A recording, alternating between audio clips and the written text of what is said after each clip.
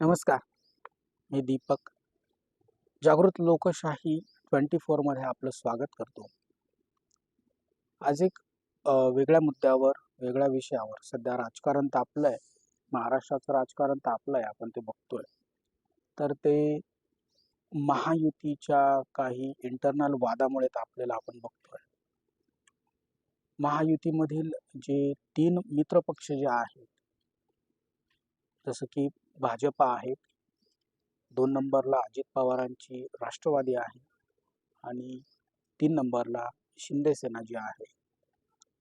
त्यांचं जे शीतयुद्ध आहे ते आता हळूहळू उफळून बाहेर येत आहे. अर्थातच राजकारणामध्ये काही कधीही होऊ शकतं हे आपल्याला माहिती आहे. म्हणजे अजित पवारांची पहाटेचा झालेला शपथविधी आपल्याला आठवत असेल. मुख्यमंत्र्यांच्या सोबतीनं त्यांनी जो शपथविधी केला पहाटेचा, त्या शपथविधीनंतर अनेक राजकारण आज खूप घडामोडी आपल्याला पाहायला मिळाल्या. संपूर्ण महाराष्ट्रातून वेगवेगळ्या घडामोडी त्याच्यानंतर घडायला लागल्या. अर्थात तो पहाटेचा शपथविधी आज आपल्याला अजूनही आठवतो. तो संस्मरणीयच असेल. आज ज्या मुद्द्यावरती आपण बोलतोय तो मुद्दा आहे, शिंदेची कोंडी होते का? म्हणजे शिंदेचे पाय कापले जात आहेत का? शिंदेंना अपंग केलं जात आहे का? तर तुम्ही म्हणाल कोण करताय? तर त्यांना बीजेपी करताय. शिंदेंना बीजेपी अपंग करते का? शिंदेचे महाराष्ट्रातून जे काही वजन झालंय, जे काही शिंदेंनी जे आमदार घेऊन एक शिवसेनेतून बाहेर पडून एक एक वेगळी सेना स्थापन केली, तेव्हापासून शिंदेची सेना जी आहे त्या सेनेच्या माध्यमातून आज हे सरकार उभं आहे आणि बीजेपी हा त्यांचा मोठा भाऊ आहे, हे अर्थातच आपल्याला माहितीच आहे. आता हे त्यांचं जे नातं आहे हे आता पराकोटीचं बिघडलेलं आहे. हे आज तुम्ही सर्वच माध्यमातून बघतायत. सोशल मीडियावरती असेल, तुम्ही तुमच्या यूट्यूब चॅनल्स बघत असाल किंवा मेन स्ट्रीम मीडियावरती, न्यूज चॅनलवरती तुम्ही या बातम्या बघताय. गेल्या 3 ते 4 दिवसांपूर्वी जे महाराष्ट्राचे उपमुख्यमंत्री जे आहेत शिंदे, हे शिंदे दिल्लीला गेलेले होते. आपली जी काही कोंडी होते ती कोंडी अमित शहा यांच्याकडे ते मांडण्यासाठी गेले होते आणि अमित शहांनी त्यांना फारसं काही महत्त्व दिलंय असं वाटत नाही. अमित शहांनी अगदीच सांगितलं की ठीक आहे, मी या प्रकरणात लक्ष घालेन आणि असं काही तुमच्यावरती अन्याय होऊ देणार नाही. प्रकरण काय आहे ते समजून घेऊ. भारतीय जनता पार्टीचे सध्या असलेले प्रदेशाध्यक्ष रवींद्र चव्हाण आणि श्रीकांत शिंदे, म्हणजे थोडक्यात एकनाथ शिंदे यांचे चिरंजीव, यांचं जे शीतयुद्ध आहे ते अनेक गेल्या वर्षांपासूनचं आहे.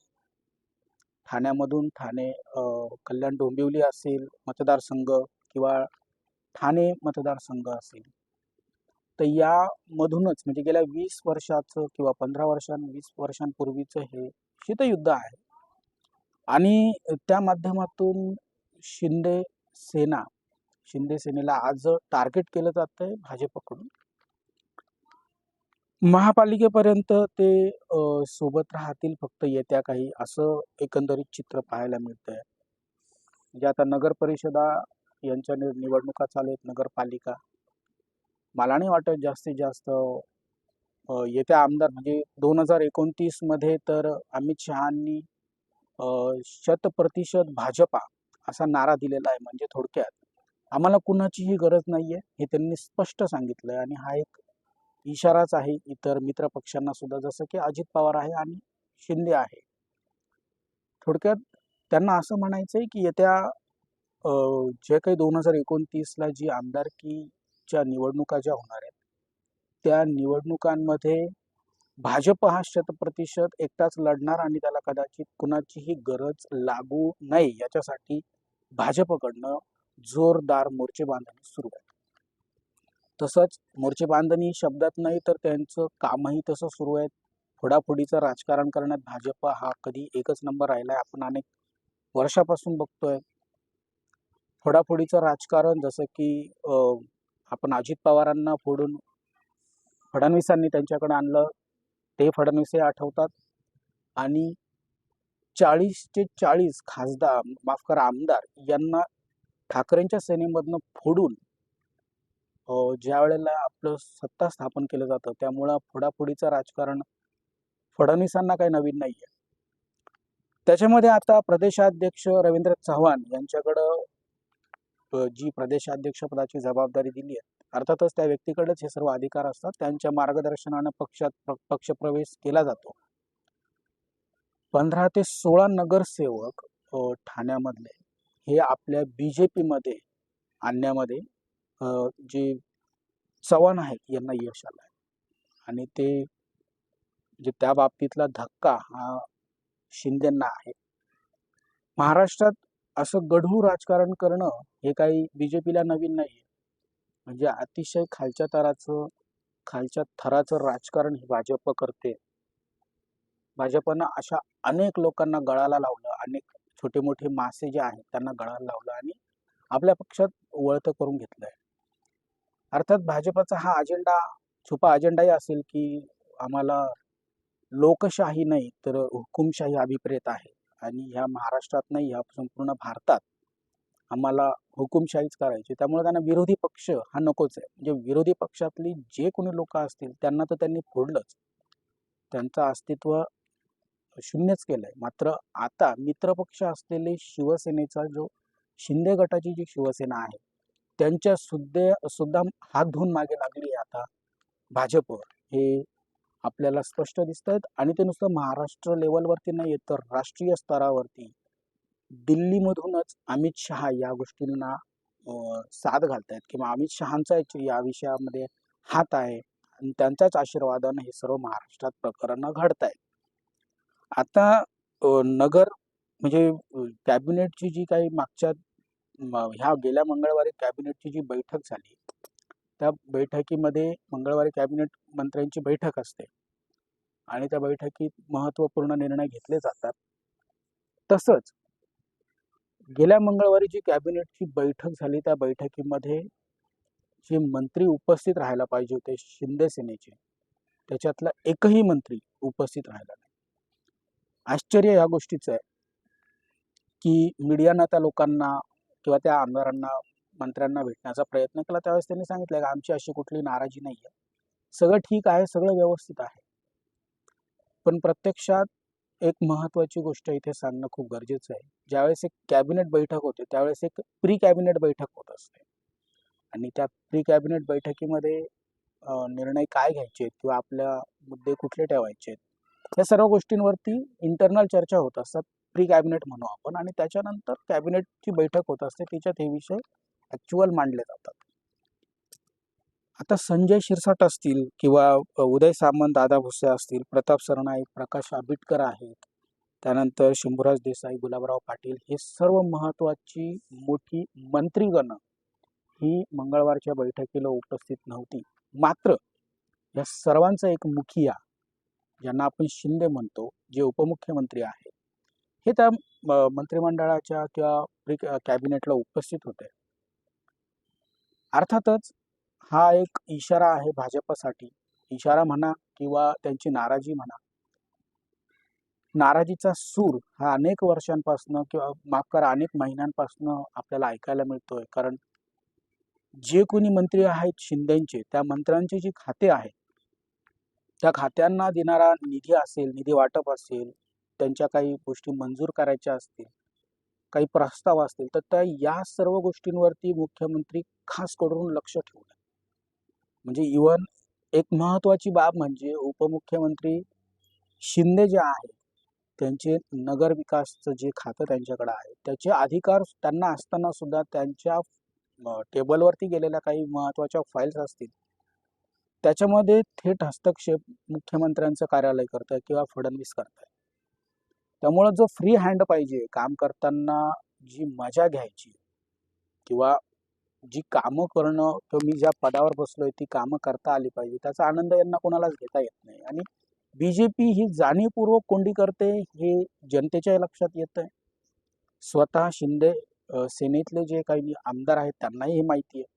त्यामुळेच त्यांनी कॅबिनेटच्या बैठकीला दांडी मारली कॅबिनेटच्या बैठकीला ते उपस्थित राहिले नाहीये.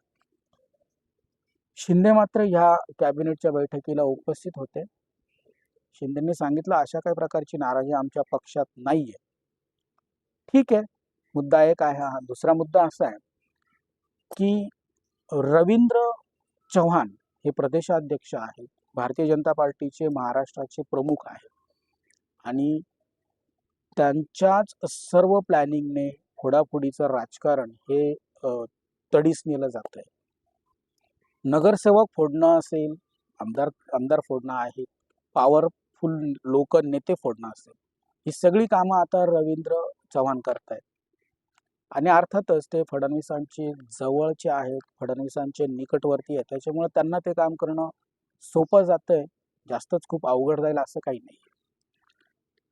आता या सर्व प्रकरणामध्ये भारतीय जनता पार्टीकडनं जी अडचण केली जाते शिंदे सेनेची, ती का केली जाते?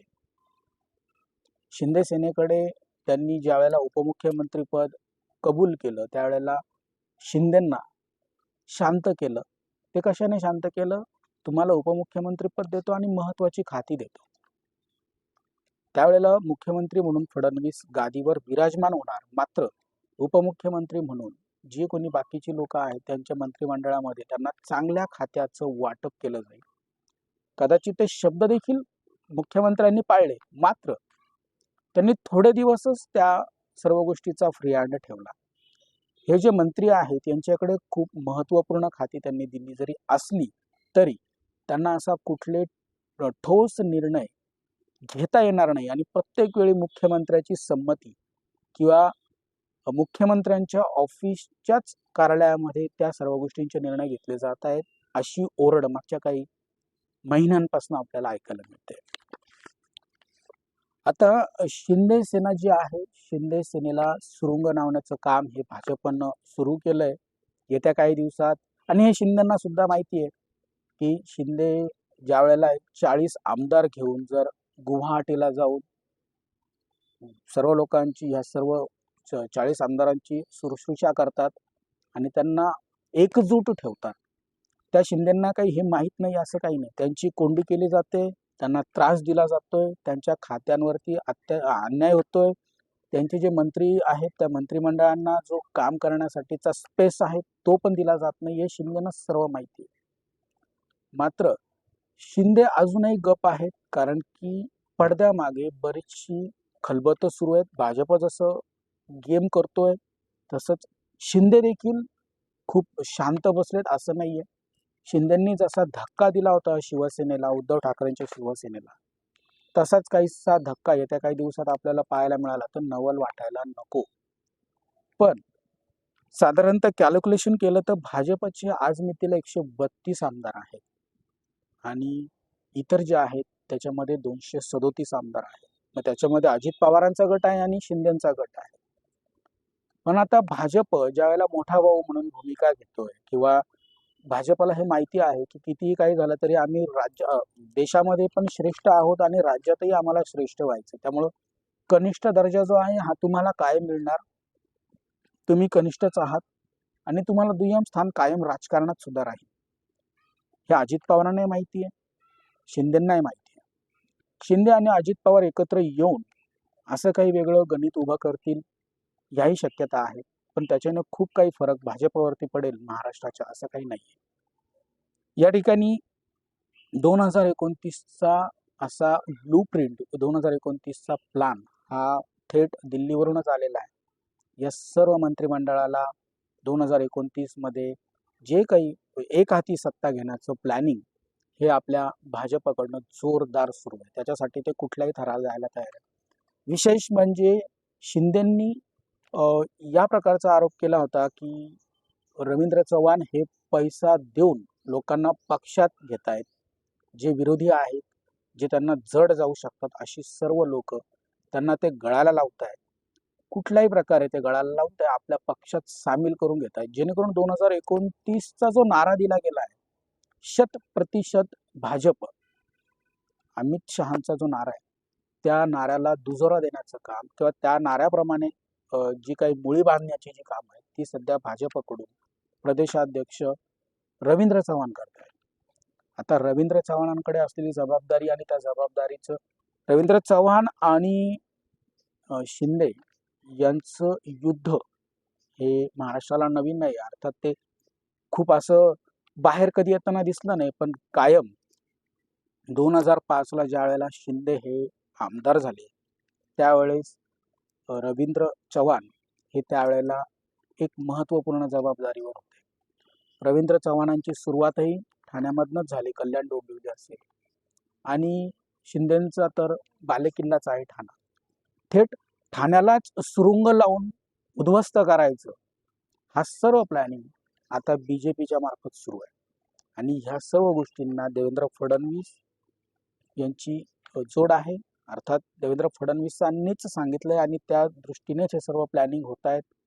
त्यामुळे शिंदे आता सध्या अस्वस्थ आहे. गेल्या काही महिन्यांपूर्वी शिंदे हे अशा काही चुकीच्या गोष्टी घडल्यानंतर ते एकांतवासात अज्ञातवासात जातात, त्यांच्या गावी जातात.